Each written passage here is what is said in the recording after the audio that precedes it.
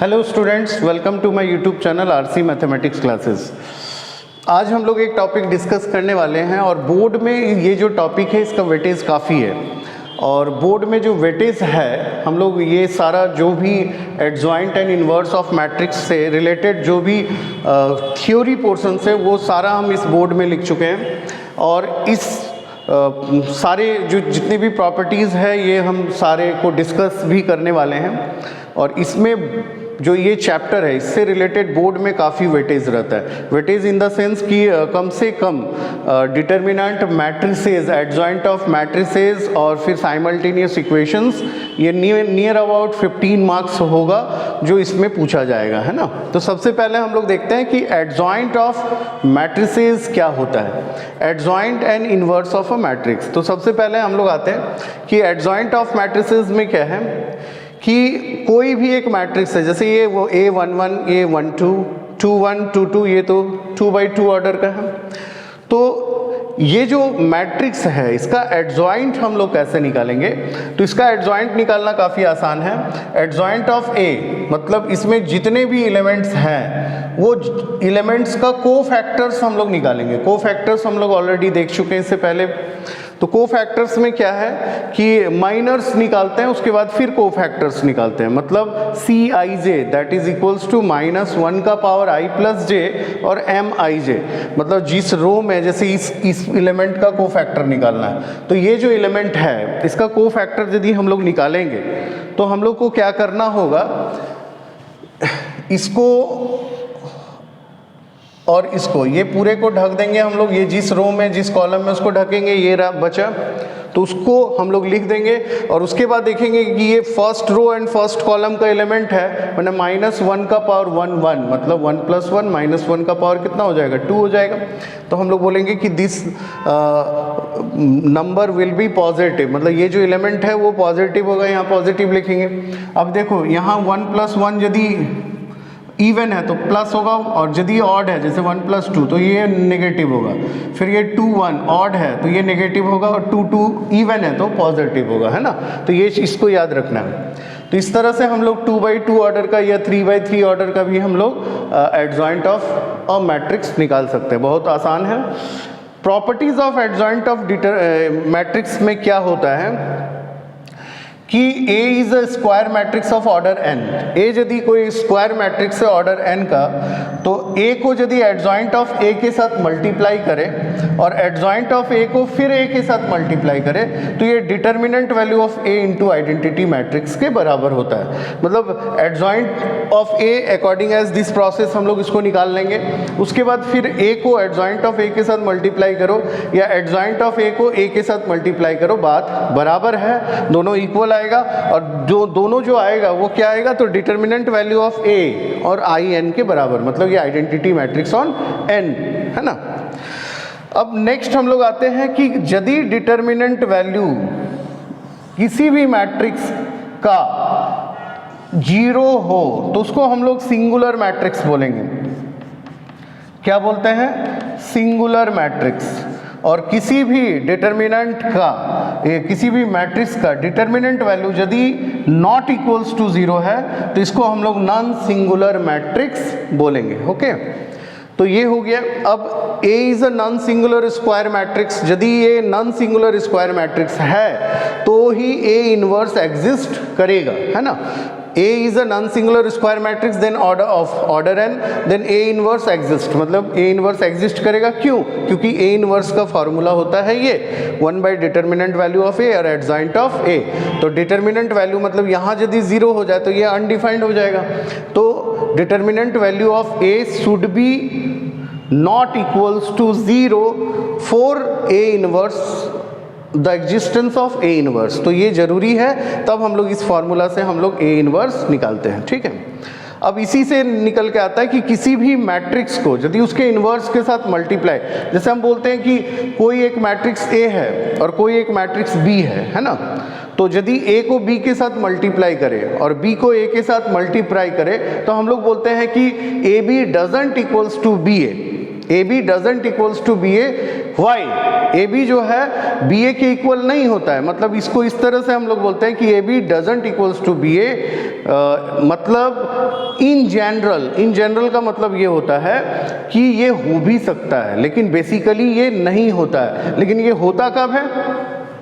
मान लेते हैं जो B है वो A का इन्वर्स हो, तो A को यदि A इन्वर्स के साथ मल्टीप्लाई करे A इन्वर्स को फिर A के साथ, तो वो दोनों आपस में बराबर होता है। यानी ये बराबर भी होगा लेकिन एक ही कंडीशन में बराबर होगा कि A को A इन्वर्स के साथ मल्टीप्लाई करना होगा, तो A इन्वर्स को A के साथ मल्टीप्लाई करो, बात बराबर हो, दोनों आइडेंटिटी मैट्रिक्स के बराबर होता है। वाइल सॉल्विंग अ प्रॉब्लम, ये इट इज़ मोस्ट इम्पॉर्टेंट, इसका एप्लीकेशन सबसे ज़्यादा होता है जब प्रॉब्लम हम लोग सॉल्व करते हैं, तब A इनवर्स इंटू A और A inverse A into A inverse into A, that is equals to identity matrix of order n, मतलब जिस भी ऑर्डर का मैट्रिक्स A है।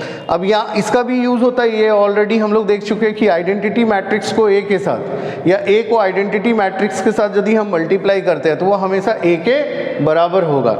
नेक्स्ट हम लोग आते हैं कैंसिलेशन लॉ, ये भी काफ़ी इम्पॉर्टेंट है। हम ये जो वीडियो बना रहे हैं, इस वीडियो से एक ही चीज़ सामने निकल के आ रहा है कि ये पूरा वन शॉट का वीडियो है, मतलब पूरा adjoint and inverse of matrix NCERT से रिलेटेड जितने भी थ्योरी पोर्शंस है वो सारे पोर्शंस को हम यहाँ पर लिख दिए हैं और उसको हम लोग देख रहे हैं, ठीक है। कैंसिलेशन लॉ में क्या होता है कि ए बी जो है वो ए सी के बराबर है। मान लेते हैं कोई एक प्रोडक्ट है जो दूसरे प्रोडक्ट के बराबर है, तो हम लोग क्या कर रहे हैं, ये दोनों ए जो है इसको हम लोग हटा सकते हैं, कैंसिल आउट कर सकते हैं, तो B बराबर C हो जाएगा।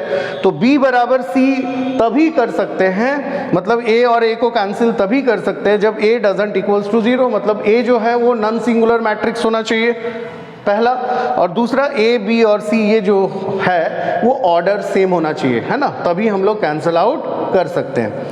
अगेन यदि A is an invertible symmetric matrix, A यदि इन्वर्टिबल सिमेट्रिक मैट्रिक्स है तो A inverse is also symmetric matrix, okay.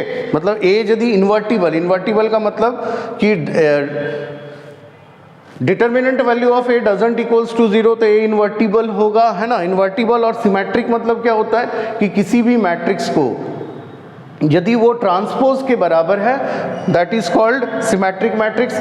तो यदि A इन्वर्टिबल सिमेट्रिक मैट्रिक्स है तो A inverse is also symmetric matrix, okay. Next, every skew symmetric matrix of odd order, जैसे कोई भी स्क्यू सिमेट्रिक मैट्रिक्स का मतलब क्या होता है कि A ट्रांसपोज जो होता है वो माइनस A के बराबर होता है, मतलब किसी भी मैट्रिक्स का यदि ट्रांसपोज करेंगे तो वो मैट्रिक्स का नेगेटिव के बराबर होता है। तो every skew symmetric matrix is of order n, odd order, है ना। यदि ऑड ऑर्डर का है तो वो हमेशा जो होगा वो सिंगुलर होगा। तो सिंगुलर होगा इसका मतलब क्या हुआ कि इसका जो डिटर्मिनेंट वैल्यू होगा वो हमेशा 0 होगा। जो भी ऑड ऑर्डर का होगा उसका जो डिटर्मिनेंट वैल्यू होगा वो ऑलवेज 0 होगा, है ना। नेक्स्ट हम लोग आते हैं A and B are invertible square matrices. यदि ए और बी दोनों इन्वर्टिबल स्क्वायर में, बार बार इन्वर्टिबल जो वर्ड हम यूज कर रहे हैं इसका मतलब determinant value of A doesn't equals to 0। ये दिमाग में फट से आना चाहिए कि कोई भी मैट्रिक्स इन्वर्टिबल तभी होगा जब उसका determinant value doesn't equals to 0। A and B are invertible square matrices, तो A B is also invertible, A और बी इन्वर्टिबल है, ए भी इन्वर्टिबल है, बी भी है, तो दोनों को मल्टीप्लाई करें तो ये भी इन्वर्टिबल होगा। और यहाँ पर हम लोग बोलेंगे कि ए बी का इन्वर्स, मतलब ए और बी को मल्टीप्लाई कर लिए उसका इन्वर्स निकालेंगे, तो ये हमेशा रिवर्सल लॉ को फॉलो करता है। रिवर्सल लॉ मतलब ये बी इन्वर्स और ए इन्वर्स के बराबर होता है, मतलब बी इन्वर्स निकालेंगे अलग है by this formula, A inverse अलग निकालेंगे बाय दिस फार्मूला, फिर दोनों को मल्टीप्लाई करें तब ये आपस में बराबर होगा, ठीक है। If A is an invertible square matrix of order n, यदि A इन्वर्टिबल स्क्वायर मैट्रिक्स है, ये मोस्ट इंपॉर्टेंट है बोर्ड के लिए क्योंकि इससे रिलेटेड हमेशा एक प्रॉब्लम बोर्ड में हमेशा रहता है 1 मार्क्स का। A is an invertible square matrix of order n, तो यदि एडजॉइंट ऑफ A निकाले तो वो उसका जो डिटर्मिनेंट वैल्यू होगा वो हमेशा डिटर्मिनेंट वैल्यू ऑफ A और उसका पावर में n-1, n जो होगा वो मैट्रिक्स का ऑर्डर होगा, मतलब n माइनस 1 मतलब 3 है, तो डिटर्मिनेंट वैल्यू मान लेते 2 आया, तो 2 का पावर 3 माइनस 1 मतलब 2 का स्क्वायर, तो 2 का स्क्वायर मतलब 4, मतलब इसका जो डिटर्मिनेंट वैल्यू होगा वो 4 आएगा। तो इसका क्वेश्चन किस तरह से रहेगा, हम लोग नेक्स्ट वीडियो में इससे रिलेटेड क्वेश्चंस भी करेंगे। नेक्स्ट, ये 3 प्रॉपर्टी जो है ये भी काफ़ी इम्पॉर्टेंट है। जैसे एडजॉइंट ऑफ ए निकालें, फिर हम लोग एडजॉइंट उसमें डाल दिए, तो ये ऑलवेज जो होगा डिटर्मिनेंट वैल्यू ऑफ ए उसका पावर n-2 इंटू ए के बराबर है ना। तो इस तरह से मतलब ये एक मैट्रिक्स आ रहा है, तो ये भी एक मैट्रिक्स ही आएगा, है ना। Again adjoint of A B यदि हम लोग करते हैं, मतलब ए बी निकाल लिए, उसके बाद उसका एडजॉइंट निकालेंगे, तो इसमें भी रिवर्सल लॉ फॉलो होगा। क्या होगा, तो पहले एडजॉइंट ऑफ बी करेंगे, फिर एडजॉइंट ऑफ ए करेंगे, जैसे इसमें था एकदम सेम। एडजॉइंट ऑफ बी और एडजॉइंट ऑफ ए दोनों को मल्टीप्लाई करेंगे तो एडजॉइंट ऑफ ए बी के बराबर होगा, मतलब सेम नहीं होगा कि ए बी है तो इधर ए और फिर बी एडजॉइंट दोनों को मल्टीप्लाई करेंगे, नहीं आएगा। हमेशा ये रिवर्सल लॉ इसमें भी और इसमें भी दोनों में फॉलो होता है। अब एडजॉइंट ऑफ ए है, इसका ट्रांसपोज हम लोग करते हैं, तो एडजॉइंट ऑफ ए का ट्रांसपोज करें या तो ए ट्रांसपोज कर ले, उसका एडजॉइंट निकाले, बात बराबर है, तो ये ऑलवेज इक्वल होता है। तो ये हम लोग देख लिए adjoint on inverse of a matrix, और ये बोर्ड के लिए काफ़ी इंपॉर्टेंट टॉपिक है, इसका वेटेज भी बोर्ड में काफ़ी है। तो हम लोग कोशिश करेंगे कि वन शॉट में हम लोग और भी जो भी टॉपिक्स है जो 12th बोर्ड से रिलेटेड है वो हम लोग आपके सामने लेके आएँ। तो यदि आपको मेरा चैनल पसंद आता है तो ज़्यादा से ज़्यादा चैनल को लाइक कीजिए, शेयर कीजिए और सब्सक्राइब कीजिए। Okay, thank you.